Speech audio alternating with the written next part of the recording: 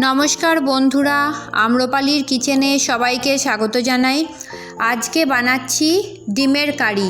এই ডিমের কারিটা একটু অন্যরকম করে বানিয়েছি, তবে বিশেষ কিছু মশলা যে দিয়েছি তা নয়।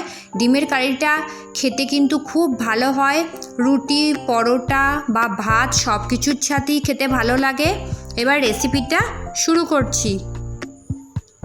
প্রথমে ডিম সেদ্ধগুলো কড়াইয়ের মধ্যে দিয়ে আমি একটু ভেজে নেব। এটার জন্য তেলটাকে গরম করে নিয়েছি, আর ডিম সেদ্ধগুলো একটু হলুদ আর নুন মাখিয়ে ভেজে নিচ্ছি। খুব কড়া করে ভাজবার দরকার নেই, একটু হালকা করে ভেজে নিলেই হবে।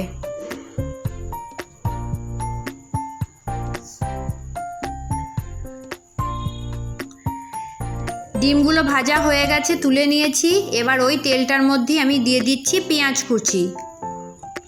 পেঁয়াজ কুচিটাকে দিয়ে একটু নাড়াচাড়া করে নেব। এখানে আমি একটা মশলা বানাবো, সেই মশলাটাকে পেস্ট করব, সেই জন্য এই পেঁয়াজ কুচিটাকে প্রথমে ভেজে নিচ্ছি। পেঁয়াজটা একটু হালকা নাড়াচাড়া করার পর এটার মধ্যে দিয়ে দেবো টমেটো। টমেটোটাকে একটু পিস করে নিয়েছিলাম, এবারে আমি হাতে করে ভালো করে চটকে পেঁয়াজের মধ্যে দিয়ে দিচ্ছি। টমেটোটাকে একটু ভালো করে নাড়াচাড়া করে নেব। আর তার সাথে দেব 4-5টা কাজু। 3টে ডিম দিয়েছি বলে আমি 5টা কাজু দিলাম। যদি ডিমের পরিমাণটা একটু বেশি হয় তাহলে কাজুটাও একটু বেশি দিলেই হবে।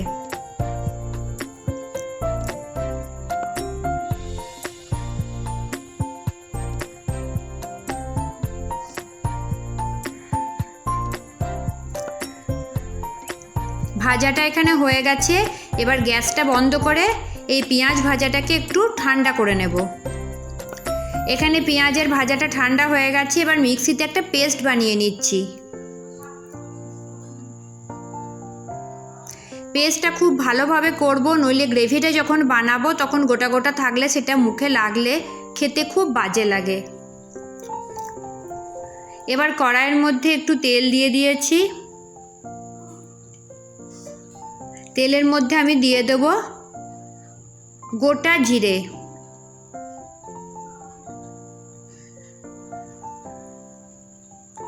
এবার এটার মধ্যে পেস্টটা দিয়ে দিচ্ছি।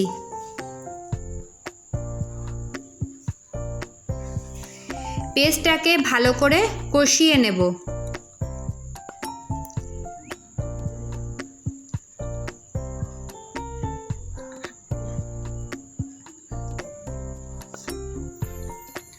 পেস্টটাকে সমানেই একটু কষাতে থাকবো, নইলে তলাটা লেগে যেতে পারে।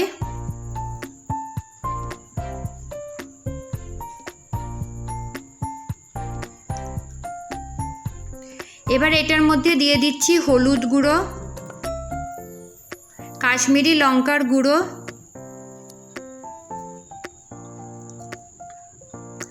আর দেব পরিমাণ মতো নুন।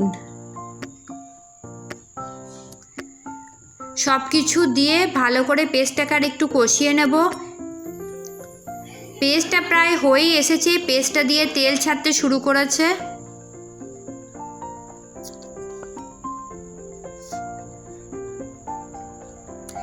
এবার ওই মিক্সির বাটিটার মধ্যে আমি একটু জল দিয়ে দিয়েছি।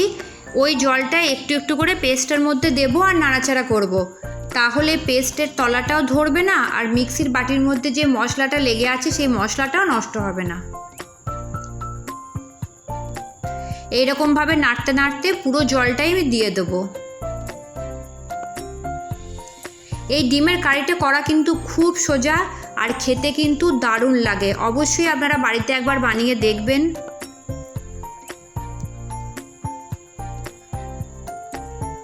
খানিকক্ষণ নাড়াচাড়া করার পর গ্রেভিটা একদম কমপ্লিট হয়ে গেছে। দেখুন কালারটাও চলে এসছে, আর এটা দিয়ে তেল ছাড়তেও শুরু করে দিয়েছে।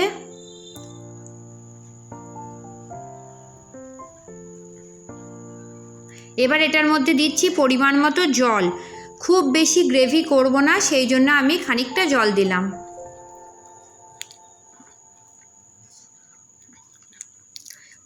জল দিয়ে নাড়াচাড়া করার পর গ্রেভিটাকে একটু ফুটতে দেব। গ্রেভিটা ফুটতে শুরু করে দিয়েছে। এবার এটার মধ্যে ভেজে রাখা ডিম সেদ্ধগুলো দিয়ে দিচ্ছি।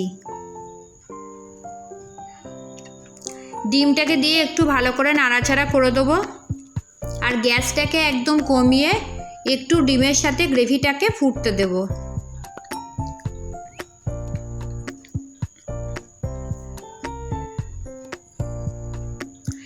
খানিকক্ষণ বাদে কালারটা দেখুন কি সুন্দর চলে এসছে।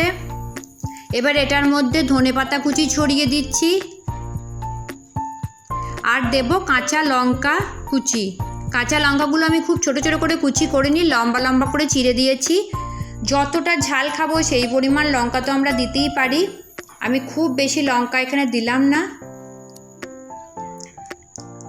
সবগুলোকে একবার ভালো করে নাড়াচাড়া করে নেব।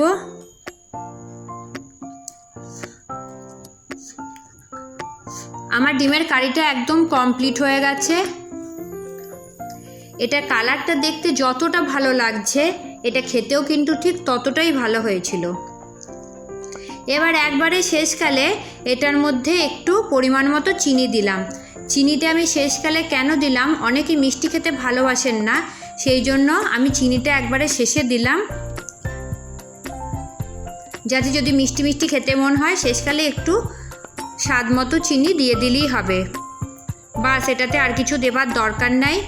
আমার এই ডিমের কারিটা একদম রেডি হয়ে গেছে। কত কম মশলায় আর কত কম সময়ে ডিমের কারিটা রেডি হয়ে গেল দেখুন। এবার এটাকে আমি একটা প্লেটের মধ্যে নামিয়ে নেব। দেখে ভালো লাগছে না কালারটা? এটা কিন্তু খেতেও অবশ্যই ভালো হয়েছিল। আপনারা বাড়িতে অবশ্যই একবার ট্রাই করবেন আর কমেন্টে জানাবেন কেমন হয়েছে। আমার এই ডিমের কারি রেসিপিটা যদি ভালো লাগে, আমার ভিডিওটাকে লাইক কমেন্ট শেয়ার করবেন, আর আমার চ্যানেলের পাশে থেকে আমার চ্যানেলটাকে প্লিজ সাবস্ক্রাইব করবেন। অবশ্যই বাড়িতে একবার এই রেসিপিটা আপনারা ট্রাই করবেন। সবাই ভালো থাকবেন, সুস্থ থাকবেন।